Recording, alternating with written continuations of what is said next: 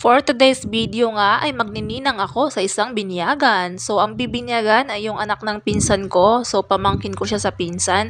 At nandito kami ngayon sa Moreno Church. Kasama ko na ang mga ninong at ninang. At inaantay na lang namin ang pare kasi nagbibihis pa daw. So any minute later mag-start na ang pagbibinyag.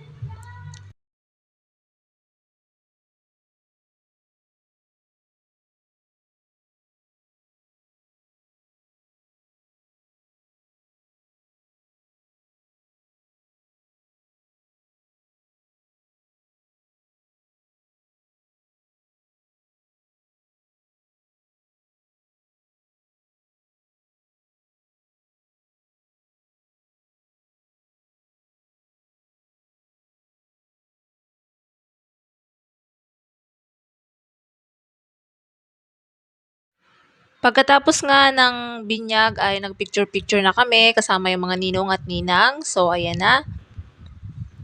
Pagkatapos nito, mag-picture-picture, pauwi na kami kasi lunchtime na. So ayan, buti na lang yung isang ninong is meron siyang sasakyan. So doon na lang kami lahat nagkasya-kasya kasi malaki naman yung sasakyan ni sir. Nakatipid kami sa pamasahe pa uwi, o 'di ba? Bongga.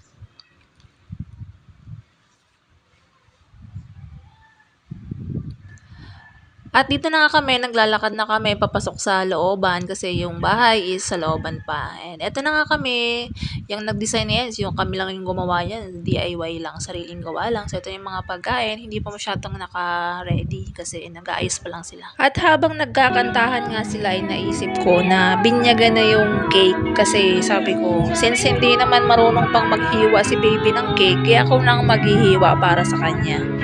Kaya naman ito sabi ko sa kapatid ko, videohan mo ako at nang mahiwaan na natin ang cake na ito. Sabi nga sa akin ng tita ko, talagang hiniwaan ko pa raw yung may design na bulaklak. Pinagbaplanuhan niya na daw nga na kunin yun kanina pa. Natawa na lang nga ako kasi yun din pala ang pinaplano niya pero mas naunahan ko siya. So eto nga habang hinihiwa ko ang cake, sabi ko sa kapatid ko, lalakihan ko to ang hiwa kasi nga hati kaming dalawa. So ayan, nahirapan pa nga akong kunin yan, halos malaglag pa, paano naman kasi hindi ko kayang i-balance, cake na nga lang hindi pa kayang kunin, ano ba yan? Pero successful naman, tikman na natin ang unang kagat ng ating cake. Unang kagat, diabetes agad. Pala guys, yung souvenir. Tagayan siya, tagayan. Diba halatang parainom yung mga ninong tsaka ninang kasi nga tagayan yung souvenir. Mapapakinabangan siya.